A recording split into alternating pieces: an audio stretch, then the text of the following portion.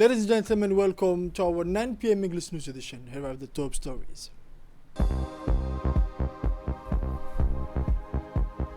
Celebration of the World Refugee Day here Ali Ade in the Ali Sabih region.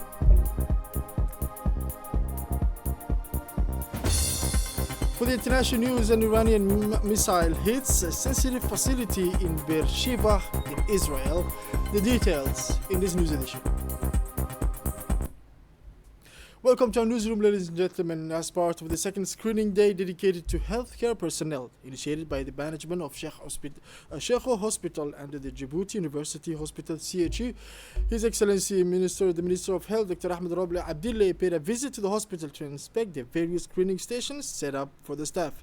Upon his arrival, the minister was warmly welcomed by Mr. Mohammed Ali, Secretary General of Ministry of Health, and Dr. Timiro Aden, Technical Director.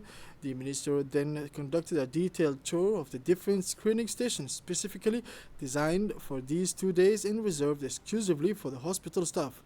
This innovative initiative aims to promote a culture of prevention among healthcare workers by raising awareness of the crucial importance of regular health screening for their own well-being. General practitioners and specialists from various fields were present to provide not only preventive care and screening, but also immediate treatment for any detected conditions.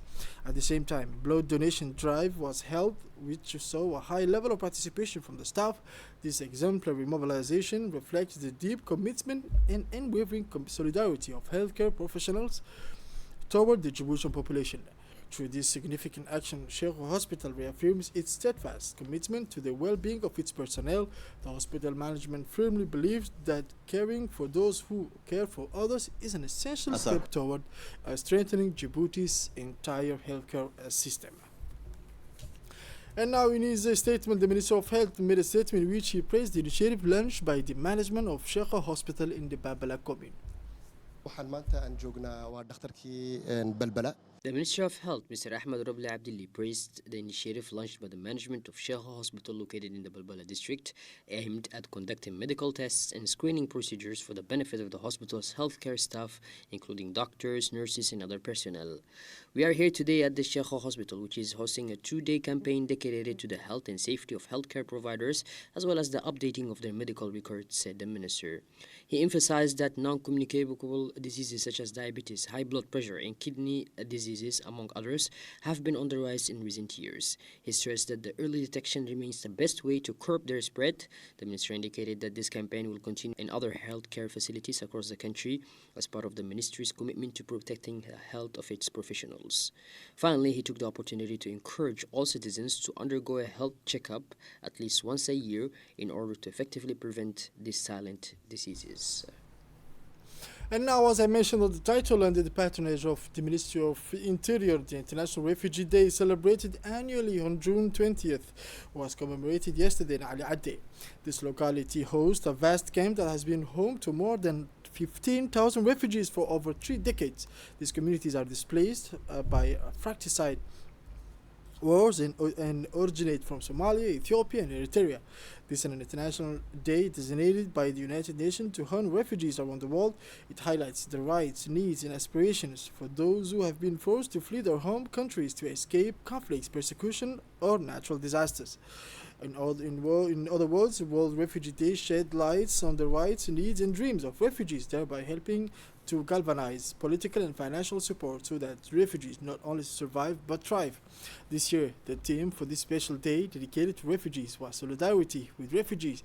The celebration took place in the brand new Community Development Center of Ali Ade. The event brought together the Secretary General of Ministry of the Interior, Suleiman Momin Roble, the Deputy Prefect Aida Waberi, the President of the Regional Council, Mr. Shamark Hassan Alale, member of MPs, Awale Yassin, the Sub-Prefect of Ali Ade, Shaban, the representative of UN High Commissioner for Refugees, UNHCR, Sadrine Desamours, the Executive Secretary of the Organization for Refugees and Disaster Assistance, Mr. Mohammed Ali Kamil.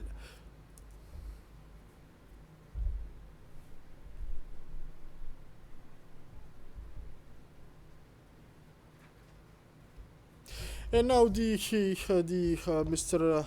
Mahdi, the General Director of ADDS, emphasized that the Djiboutian government's commitment to refugees, highlighting the country's well-known tradition of hospitality and solidarity. He also expressed his gratitude to national and international partners for their continued support, stressing that solidarity with refugees is a blessing for all, not a burden. And now, for his part, Mr. Shamark Hassan Al, President of the Regional Council of the Asad Jog region, affirmed that the concept of solidarity is deeply rooted in the history of Ali Sabih region, which has become a land of welcome and hope since the opening of the refugee camp in 1990. And now the Secretary General of the Ministry of Interior emphasized that the theme chosen for this year's celebration of the Refugee Day, Solidarity with Refugees.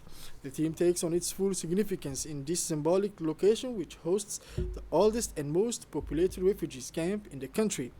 We are celebrating this day in a particularly troubling global context, the severe budget cuts in humanitarian aid, particularly those affecting the HCR and WFP. And now, as part of its policy to strengthen international skills, the MENFOP has just sent 8 deserving students accompanied by 2 tutors to Russia for an academic excellence program. This historic departure, which took place yesterday at Djibouti International Airport, marked a new stage in educational cooperation between the two nations, a partnership that bears fruit. This prestigious initiative follows the official visit of the Russian Minister of Education to Djibouti last year, during which he personally invited these young talents to benefit from the excellence training programs offered by the Russian education system. This project illustrates the Djiboutian government's determination to provide its youth with tools necessary to meet the challenges of the 21st century while strengthening diplomatic ties through education between the two countries.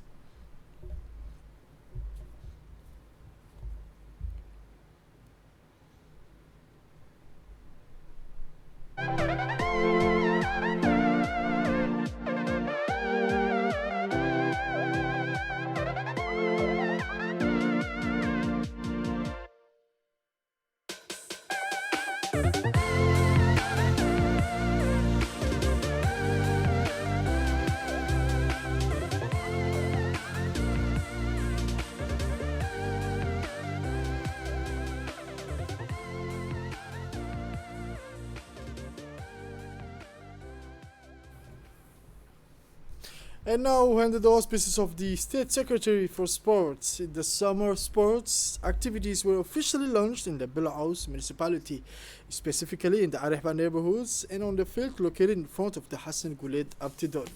These events marked the kickoff of a series of summer activities aimed at energizing neighborhood life and offering young people spaces for sports expression. In an electric atmosphere, this march gathered an enthusiastic crowd, reflecting the deep attachment of young people and locals to the values of sport. This launch is one of the many components of the national program to promote grassroots sport implemented by the State Secretary in sport aimed at encouraging regular sport practices. And now for the Sudan have hope for the reconstruction. The details with Dina Musa. Has been described as a historic initiative. Sudan's new Prime Minister Dr. Kamal Idris unveiled the main pillars of what he called the Government of Hope, which is currently in the process of being formed. He emphasized that it will be a civilian, independent government composed of national experts and based on integrity, transparency, the fight against corruption and extremism, while also promoting austerity. In a televised speech delivered on Thursday, Idris stated that the new cabinet will include 22 ministries, reduced from the current 24, as part of an administrative reform aimed at streamlining the executive branch and improving its efficiency. He stressed that the governments would be based on scientific, professional, ethical, and measurable standards. The Prime Minister affirmed that this government would be built on the values of truth, honesty, transparency, justice, and tolerance, with the goal of elevating Sudan to the ranks of advanced nations while ensuring the safety and well-being of its people. He added that the Government of Hope would be a theocratic administration with no political affiliations, representing the silent majority with ministers chosen solely for their competence and expertise. And now for the international news, as I mentioned on the title, Israeli media reported this Friday morning that an Iranian missile struck a sensitive technological installation in the city of Beersheba in the south of the country without being intercepted by defense systems in Israel. The attack caused significant material damage and several injuries. That an Iranian missile struck a sensitive technological facility in the city of Beersheba in the south of the country without being intercepted by defense systems. The attack caused significant material damage and several injuries, prompting the Israeli army to launch an investigation to determine the cause of the failure. According to the same sources, the missile, equipped with a warhead weighing over 300 kilograms, landed directly on Beersheba. Israeli Channel 12, citing an informed source, confirmed the report, and the army officially acknowledged the failure of its defense systems. Specialized teams immediately arrived at the scene to assess the damage and begin investigations. This is it for this 9 p.m. English News Edition. Thank you for watching us. Stay tuned for more on RTD.